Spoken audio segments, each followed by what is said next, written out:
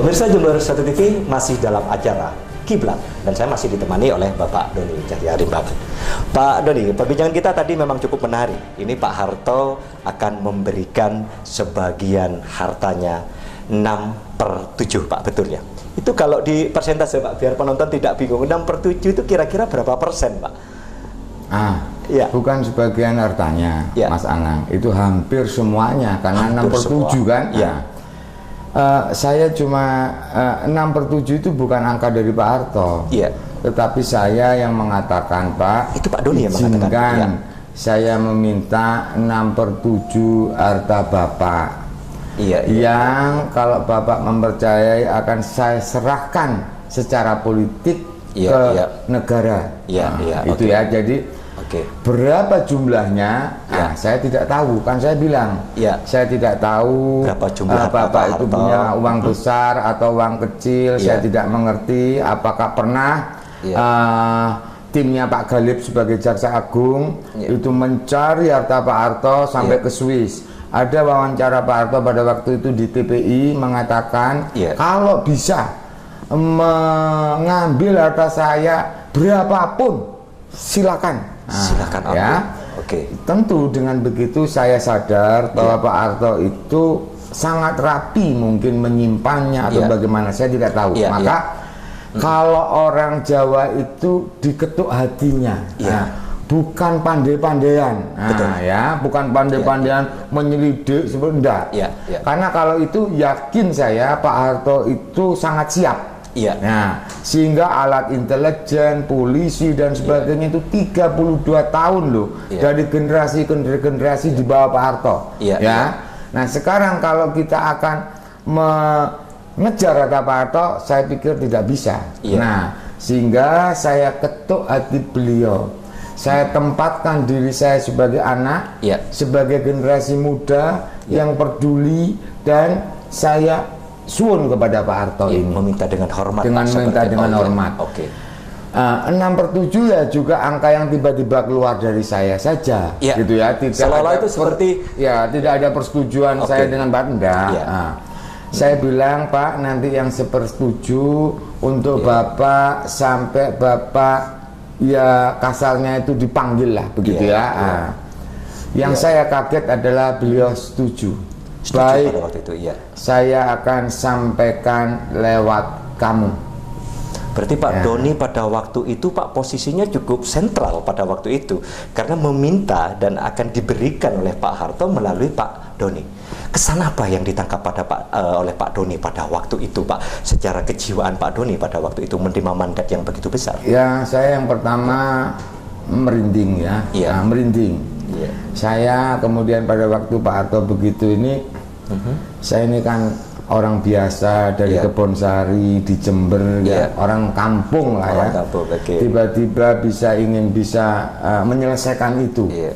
Saya cuman bersyukur, yeah, karena mungkin dengan sholat tahajud saya yang saya, yeah, sungguh-sungguh, yeah, itu akhirnya Pak Harto, yeah, terketuk artinya untuk, yeah, diberikan. Kalau kepada yang lain, yeah, silakan kejar, yeah, apapun tak berikan, yeah, nah, gitu ya. Jadi silakan, tetapi, yeah, hanya diketuk seperti itu, kok bisa, gitu. Yeah. Jadi itu saja, yeah, perasaan saya ini, ya tadi, saya ini orang Jember, yeah, ya, yang nggak menyangka gitu tiba-tiba, yeah, diberikan itu. Dan ini sangat nampak sekali pada Pak Doni saat memberikan informasi atau cerita ini kepada masyarakat. Pak Doni sepertinya ini kayaknya malam hari ini sepertinya merasakan situasi pada waktu itu, sampai kalau saya lihat Pak Doni berkaca-kaca, pemirsa. Ini kalau boleh kita tahu bahwa betapa pada waktu itu, dan saya juga ini merinding Pak Doni, ya, mendengar cerita fakta sejarah ini, karena memang betul-betul tidak semua orang mengalami ini, Pak Doni. Dan ini bersyukur orang Jember, ya, orang asli Jember, orang Kebonsari, mudah-mudahan ini nanti Pak Doni bisa menjadi panutan, ya, Pak Doni, ya,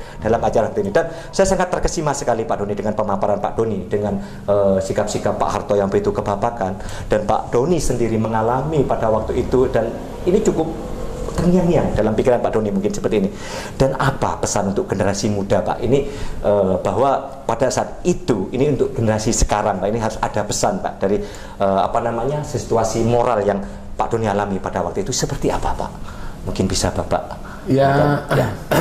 Saya coba melakukan apapun itu dengan bersungguh-sungguh. Ya. Awalnya tadi saya ditentang oleh teman-teman, kemudian bertemu Pak Harto itu adalah sesuatu yang tidak mungkin, gitu ya. Tetapi saya akhirnya bisa menyelesaikan itu. Yaitu adalah sesuatu yang sangat saya tidak tidak mungkin lah. Tetapi Pak Harto dengan kasih sayangnya, saya akan serahkan kepada kamu, itu memang sesuatu seperti yang disambar geledek gitu. Jadi saya merasa Pak Harto yang menurut orang ini arogan, koruptor, mungkin pembunuh, tidak sebetulnya. Tidak itu ada sama sekali gambaran. Saya rasakan betapa bijaksananya beliau ini. Kebapakan dan lain sebagainya, Pak.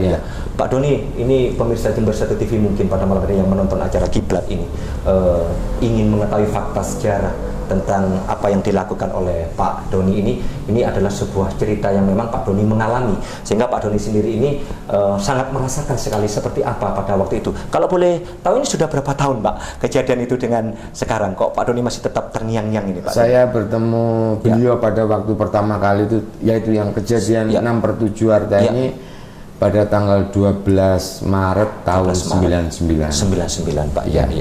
Dan Pak Doni, ini menarik sekali. Apakah dengan memberikan harta sebanyak 6/7 itu, apakah menurut Pak Doni juga, saya mewakili pemirsa Jember 1, apakah menurut Pak Doni 6/7 itu sudah bisa menghapuskan dosa-dosa Pak Harto, dalam tanda kutip dosa-dosa ini, tiap manusia pasti punya dosa, Pak, tetapi yang dijaskan kepada Pak Harto oleh masyarakat tentang anggapan-anggapan miring, apakah menurut Bapak 6/7 itu pantas dan layak? Menurut saya pantas, karena orang juga seandainya menghukum ini seorang hakim tidak bisa kemudian menghukum dihabiskan, misalnya 7/7 itu kan seluruh hartanya harus diberikan tidak bisa begitu. Tapi bagi saya perperan ini 6/7, 2/7 itu adalah yang ingin saya kesankan kepada beliau, bahwa yang harus dikembalikan itu lebih besar yang akan dipegang oleh beliau 6/7 per 1/7 loh, Mas. Misalnya beliau ini punya uang 700 rupiah, 600 rupiah saya minta, yang 100 itu untuk beliau. Itu kan kira-kira fair-fair saja. Tetapi persoalan apakah bisa menghapus dosanya, itu sekian tahun kemudian saya juga menyaksikan beliau ini meninggal. Yang mengangkat kepalanya beliau ini itu kebetulan saya. Jadi pada waktu meninggal, jadi Pak Doni sekian tahun kemudian karena beliau meninggal Januari tahun 2008, artinya 9 tahun kemudian, setelah saya masalah 6/7 itu saya pernah mengangkat beliau kepalanya. Tidak mungkin lagi-lagi tidak semua orang bisa juga mendapat karunia yang besar demikian itu. Saya bersyukur saja kepada Tuhan. Dan Pak Doni, ini tadi Pak Doni sudah bercerita tentang pengalaman pribadi, dirangkum dengan pengalaman-pengalaman yang sudah menjadi fakta sejarah dengan kondisi dan situasi pada waktu itu, Pak Doni. Cuman yang perlu saya tegaskan, Pak Doni, seumpamanya ini seumpama nanti uang yang 6/7 ini pada waktu itu menurut pola pikir Pak Doni, seandainya dikasihkan kepada Pak Doni, dan tentunya ini Pak Doni tidak akan bisa membawa uang itu sendirian dan mau diapakan. Karena memang pada waktu itu status Pak Doni hanya sebagai aktivis yang kebetulan bisa bertemu dengan Pak Harto, bisa diberikan mandat, bisa berbicara langsung dengan Pak Harto, tahu sosok Pak Harto itu siapa, memiliki jiwa-jiwa yang besar yang tidak bisa mungkin di Indonesia ini ditiri oleh 1, 2, 3 orang, Pak Doni. Tapi yang perlu saya tanyakan di sini, mungkin uang yang 6/7 dari harta Pak Harto ini yang akan diberikan, ini tentunya harus ada tempat dan siapa nanti yang akan menggunakan uang ini. Dan itu Pak Doni, mungkin Pak Doni nanti bisa sampaikan itu. Tetapi Pak Doni secara umum nanti seperti apa dan ceritanya seperti apa bisa dijelaskan secara singkat ini, Pak Doni. Seperti apa? Dalam benak saya begitu Pak Harto itu jelas tadi Mas Anang benar, tidak mungkin saya uang itu saya gendong terus saya bawa, tidak. Betul. Harus diselesaikan secara politis kepada orang-orang yang tepat. Yang tepat, oke. Ada 4 orang yang tepat menerima itu. Setelah saya menerima, saya serahkan kepada beliau di depan Pak Harto. Karena itu kelihatannya panjang, siapa 4 orang itu ya satu persatu. Ini pertanyaan Pak Doni. Itu yang harus saya ceritakan di lain kesempatan Mas Ana. Betul Pak Doni. Jadi pemirsa Jember 1 TV, ini ada 4 orang kata Pak Doni yang akan menerima siapa, boleh dikatakan ini hibah ya dari harta Pak Harto melalui Pak Doni dan akan diberikan kepada 4 orang. Dan tentunya 4 orang ini adalah tokoh nasional, tidak mungkin 4 orang ini asal comot atau asal memberikan saja. Tetapi pemirsa Jember 1 TV, siapakah 4 orang ini? Jangan kemana-mana, tetap saksikan Kiblat ya, kilas balik dan argumen tokoh bersama Pak Doni Cahyarimbawan yang sudah mulai dari tadi memaparkan dan bercerita tentang kejadian fakta-fakta sejarah. Dan nanti juga akan dirangkai pada episode berikutnya Pak Doni. Nanti mungkin ada tokoh-tokoh yang lain yang muncul. Bagaimana nanti uang 6/7 ini setelah ada 4 orang tokoh ini siapa? Dan kemudian Pak Doni, ada tokoh-tokoh lainkah yang terlibat dalam sebuah pergerakan dan sebuah situasi ini? Nah, ini nanti juga akan saya tanyakan kepada Pak Doni. Dan seperti apa nanti yang terakhir, pasti dan tetap di Jember 1 TV dalam acara Kiblat. Terima kasih Pak Doni. Terima kasih. Mudah-mudahan sukses apa yang direncanakan Pak Doni. Amin. Demikian pemirsa, dan saya Anang Setio bersama Bapak Doni. Terima kasih. Wassalamualaikum warahmatullahi wabarakatuh.